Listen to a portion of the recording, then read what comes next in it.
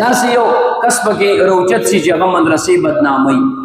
داسې پکې روچت شي وي که نه پکې خو موږ خو به دا نه کوو که نه چې بیا د ټولو مدرسو پسې خندا لکه ملګري ته ما خبره مو کړه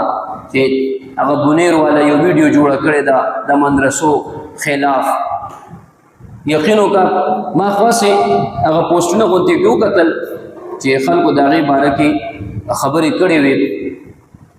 نو هغه ویډیو مې داسې خاص نه وه کتلې بیا د هغه یو ویډیو راغله چې یاره بس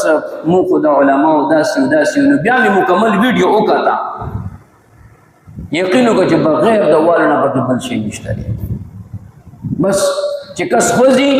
بس دی چوکه ورسره دو بس را باندې کړي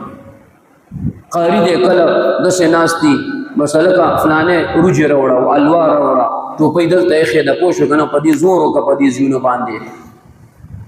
او یو شی او ته چې ما د فلانې شی راوړي تاله به وختي چوټي در کومه بیا او ماشومان یې رانیولي دي او جازونه دې جوړ کړي دي وهل او ټکول او سوکان او لتې او داسې د یو مدرسې او داسې نقشې پیش کړې ده چې دلته خو ټول نه غټ بې غیرت او حرامیان خو دې مدرسو کې ناست دي قسم په خدای داسې نقشې پیش کړې ده دومره مې زړه خفه شو حالانکې د دې ویډیو ما ته مخې ته راغله ما به هم ډېر فن سره کته ډېره مزه به یې کوله دوی به ښه ویډیوګانې به یې جوړولې خو دلته یو واقع داسې وشوه چې یو ظالم او بې غیرته به ورته ووایي چې هغې د مدرسې د بدنامولو کوشش وکړو خو الله تعالی هغه هم ناکامه کړو خدای تباه کړلو چې هر څوک خو د هغې واقع نه پس بیا یو داسې ویډیو په منظر عام باندې راتلل چې قاري صاحب دی او ماشومان او بیا وایي چې موږ اخره کې یو پیغام ورکړی دی پوره ویډیو تاسو کتلی ده وایي چې اخره کې موږ یو پیغام ورکړی دی چې څوک داسې نه کوي داسې نه کوي کوم سړی چې پیغام ورکوي هغه اخره کې راګیر کې هغه مغربوي څنګه تا پیغام ورکړی دی تا خو د ټولو مدرسو د بدنامولو کوشش وکړلو که نه کوشش داسې انسان دغه وخت کې چې کله یو ته د ما ترجمې کړي موږ د ټیک شو هر څه دې کړي دي الله تعالی دې قبول کړي چې تاسو کړي دي